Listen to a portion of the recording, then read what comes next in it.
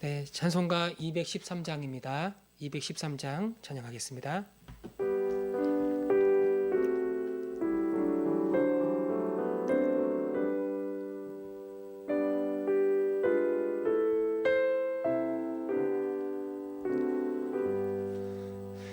나의 생명 드리니 주여 받아 주셔서 세상 살아갈 동안 찬송하게 하소서. 손과 발을 들이니 주여 받아 주셔서 주의 일을 위하여 민첩하게 하소서. 나의 음성 들이니 주여 받아 주셔서 주의 진리 말씀만 전하게 하소서. 나의 보화 드리니 주여 받아 주셔서 하늘나라 위하여 주 뜻대로 쓰소서. 나의 시간 드리니 주여 받아 주셔서 평생토록 주 위에 봉사하게 하소서.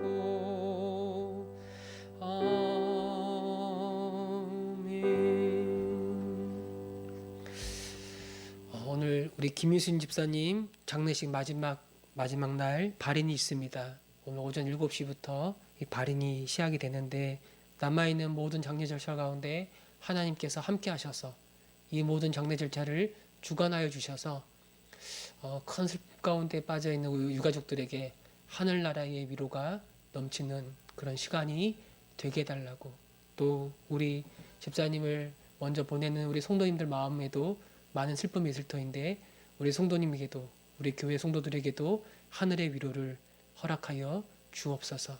우리 오늘 우리 김신 집사님 이 마지막 장례 절차 가운데 함께 해달라고 우리 한번 기도하겠습니다. 하나님 아버지, 우리 김신 집사님 한평생 하나님의 딸로 삼아주셔서 이 마지막 부르심의 자리까지 오게 하시니 감사합니다. 이제 주님의 품 안에서 영원한 안식을 얻으며 하늘나라의 기쁨과 만족을 누리는 줄 믿습니다. 예수 안에서 잠자는 자만큼 복된 인생이 없다고 말씀하셨사온데 예수로 의지하여 예수로 붙잡고 주의 품 안에 있음을 믿습니다. 하나님, 사랑하는 유가족들 하늘의 것으로 위로하여 주시기를 원합니다. 사랑하는 어머니, 사랑하는 할머니 하나님 품 안에 있음을 알게 하셔서 그 영광 가운데 기뻐하게 하시고, 이제 잠시 동안 어머니를 볼 수 없고 이제 잠시 동안 할머니를 볼 수 없는 슬픔이 있지만 하늘 소망을 붙잡고 주님 바라보며 이 시간들을 견디어낼 수 있는 주의 자녀들이 되게 하여 주옵소서.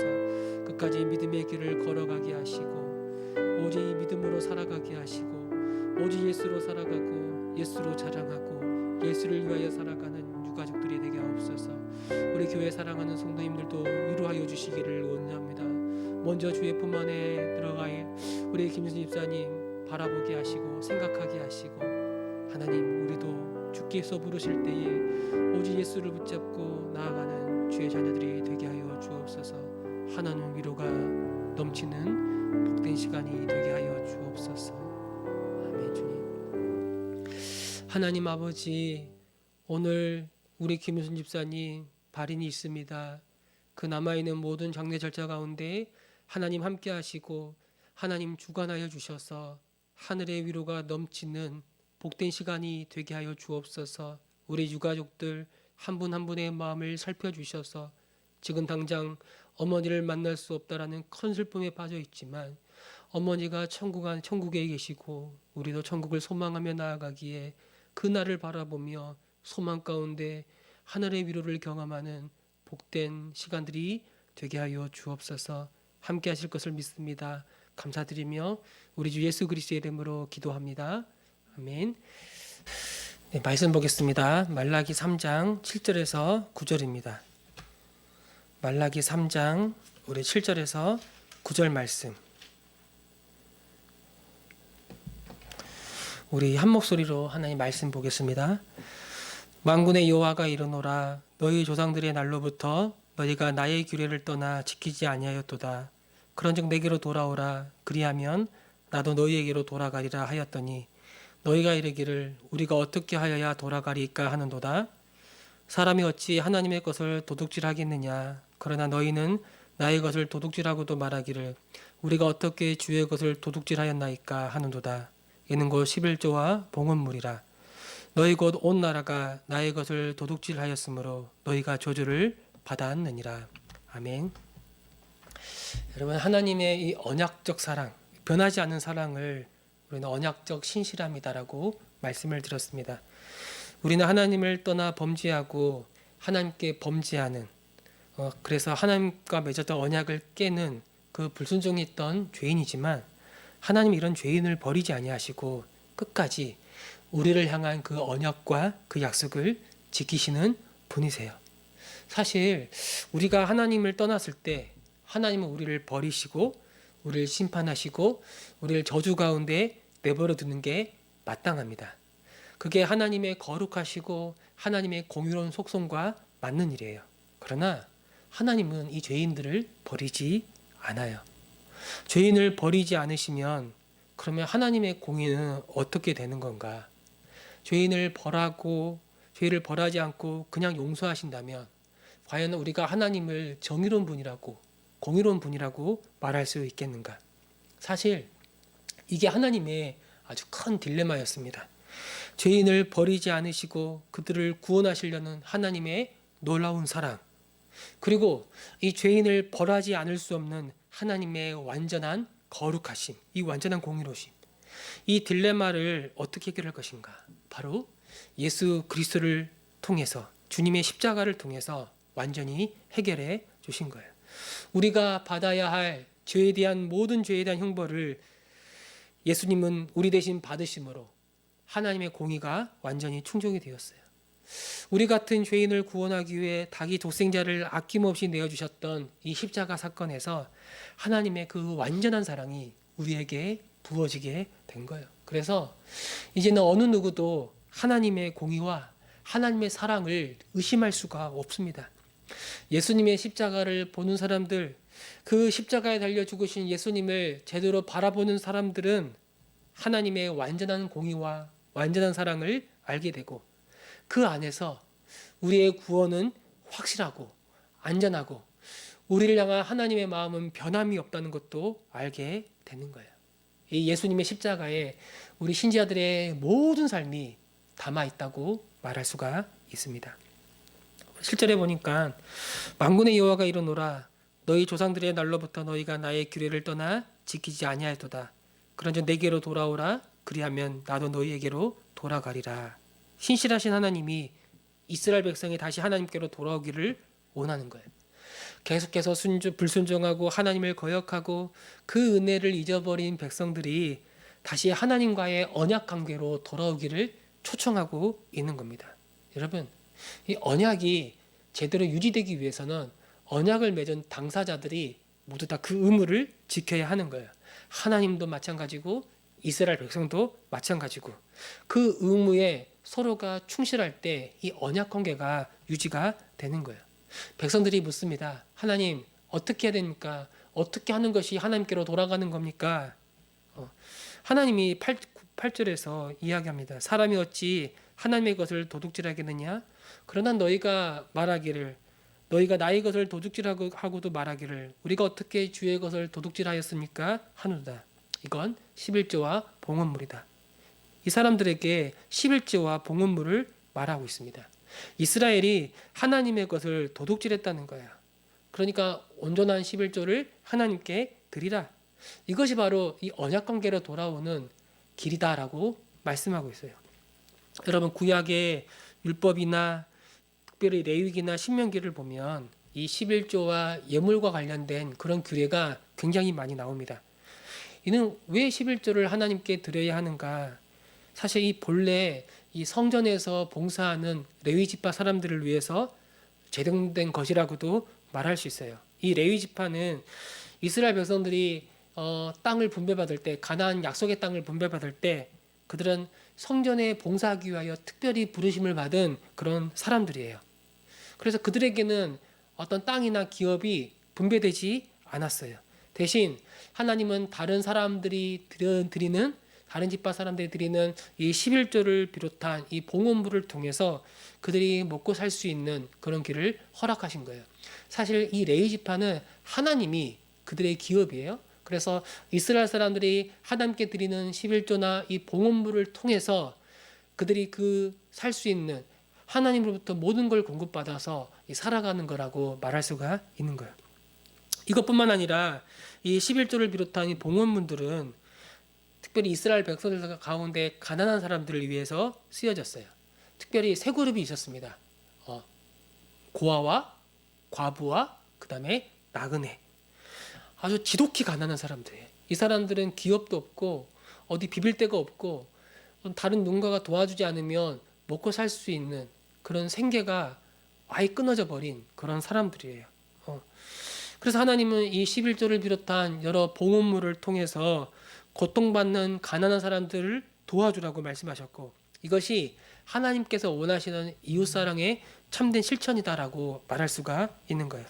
그리고 하나님은 이 11조를 비롯한 봉헌물을 통해서 한 가지 아주 중요한 사실을 알기를 원했던 거예요. 뭔가? 우리가 지금 가지고 있는 모든 소유가 나의 것이 아니라 하나님의 것임을 인정하는 그런 청지기의 마음이에요.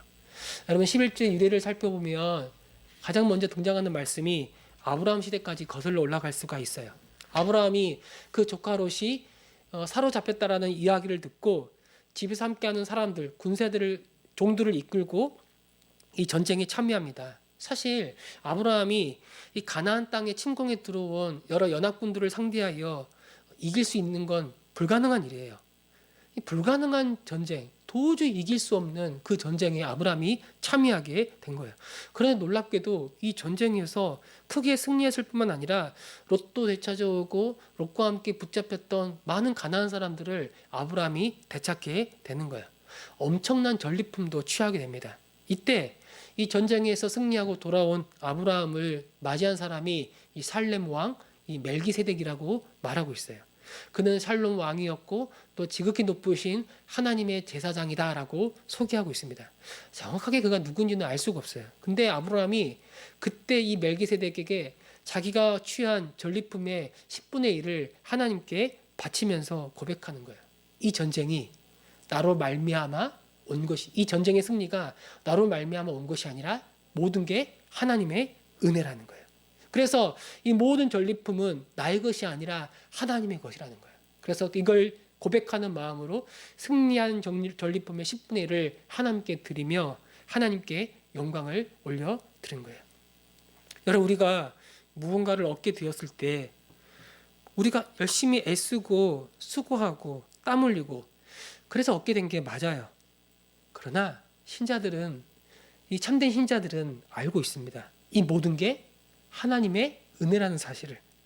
내가 땅에 정착하고 내가 어떤 열심히 땀을 수고해서 어떤 추수의 열매를 맺을 수 있도록 이 모든 상황과 환경을 이끌어 가시고 아주 나에게 좋은 것들을 허락하신 것, 때로는 힘들고 어려운 일들이 있었지만 이 모든 일들을 헤쳐나가도록 지혜와 열정과 능력을 나에게 공급해 주시는 것, 나에게 좋은 사람들을 만나게 하신 것, 내가 아무리 힘을 내어서 이 성을 아주 굳게 지킨다 하더라도 하나님이 함께하지 않으면 이 전쟁에 승리할 수가 없고, 내가 새벽부터 밖에 나가서 땀 흘리며 씨를 뿌리고 온갖 일을 행한다 하더라도 하나님의 돌보심이 없으면 그 어떤 것도 추수할 수 없다라는 걸 아는 사람들, 이게 바로 하나님의 백성이고, 신자들은 이 11조와 봉헌물을 통해서 이 하나님께 모든 찬양과 영광과 감사를 올려드리는 거예요. 여러분, 만약 이 레위 사람들이, 이 레위 지파에 속한 사람들이, 그래서 성전에서 봉사한 사람들이 제대로 공급받지 않으면 성전에서의 제사는 온전해지지 않을 거예요. 그 레위인들이 제사를 소홀히 여길 것이고, 이 레위인들이 제사만 드립니까? 제사를 드리러 오는 사람들에게 하나님의 율법을 가르치고 그들이 하나님을 위하여 거룩히 살아가도록 도와줘야 되잖아요. 그런데 이들이 제대로 공급받지 않고 그러면 다른 것들을 바라볼 수밖에 없는 거예요. 제사가 무너지고 율법이 무너지고 그들 가운데 하나님도 함께할 수가 없는 거예요. 또한 가난한 사람들은 차고 넘칠 것이고 온갖 양극화 현상이 이스라엘 가운데 일어나게 되는 거예요. 하나님의 동족들, 하나님의 자녀들, 한 형제 자매들이 고통받는 현실이 이스라엘 백성들 가운데 나타나게 될 거예요. 하나님을 사랑하지도 않고 하나님을 위하지도 않고 고통받는 이웃들을 돌아보지도 않는, 결국엔 자기를 숭배하는 우상 숭배에 빠져서 물질을 섬기고 탐욕을 따라 살아가는 그런 끔찍한 현실이 이스라엘 가운데 펼쳐지게 되는 거예요. 그래서 온전한 11조를 하나님께 바치라, 이 말씀은 다시 하나님께로 돌아오라. 하나님을 믿고 하나님을 신뢰하고 하나님이 우리에게 허락하신 그 은혜와 복을 기억하면서 감사함으로 하나님께 나아가라.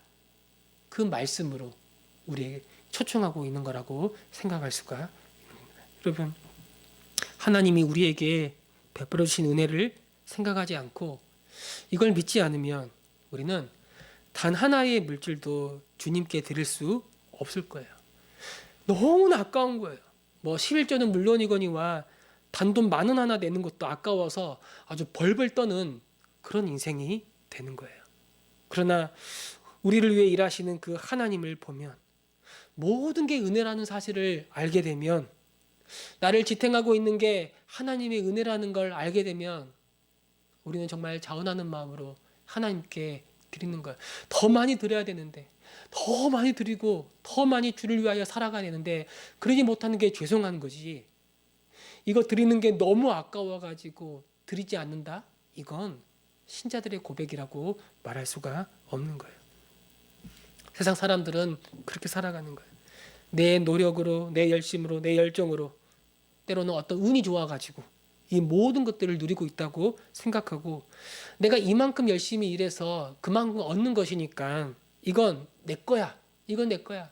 다른 사람들에게 나누는 거, 주님께 드리는 거, 아유, 내 건데, 내 마음대로 살아갈 건데. 이게 세상 사람들의 마음이에요. 그때 여러분, 신자들도, 주를 믿는다고 고백하는 우리들도 이런 마음을 가질 수 있어요. 너무 아까운 거예요. 손해보는 것 같아요. 아니요. 하나님이 그 은혜를 거두시면, 우리 가운데 살아갈 수 있는 사람이 어디 있겠습니까? 세상 사람들도 이 세상을 살아가는 게 하나님의 일반적인 은총 안에 있기 때문에 그런 거예요. 주님이 그 일반 은혜를 거두시면 때에 따라 비를 내리시고 때에 따라 해를 비추어 주시고 그들에게 필요한 것들을 공급해 주지 않으시면 그들은 한순간도 살아갈 수가 없는 거예요. 우리 신자들에게는 그런 일반 은혜뿐만 아니라 더 특별한 은혜가 우리 가운데 펼쳐지는 거예요. 우리는 이걸 다 아는 사람들이에요. 다 보고 있는 사람들이지 않습니까? 이 은혜가 날마다 우리 가운데 부어져서 하루하루 살아가는 거고, 때론 원치 않은 일들을 경험하기도 하지만 그것조차도 나를 향한 하나님의 특별한 섭리 안에 있다는 걸 알기 때문에 낙심하지 않고 오히려 감사하고 하나님의 행하실 일들을 기다리면서 우리 인생의 길을 살아가는 건 아닙니까? 이걸 아는 자들이 어떻게 주님께 감사하지 않을 수가 있겠습니까? 이게 다 내 거라고 주장하면서 자기 마음대로 살 수 있겠습니까? 주님, 내 인생 가운데 펼쳐지는 하나님의 은혜, 하나님의 복을 내가 보게 하시고 더 감사하는 마음으로 드리게 하시고 더 드리지 못해서 죄송한 마음이 우리 안에 있게 하시고 힘들고 어려운 이웃들을 바라볼 때 기꺼이 내가 거저 받았으니 나도 거저 베푸는 자로서 이 세상을 살아가게 하여 주옵소서. 오늘 이것이 저와 여러분 우리의 기도가 되기를 바랍니다. 아멘.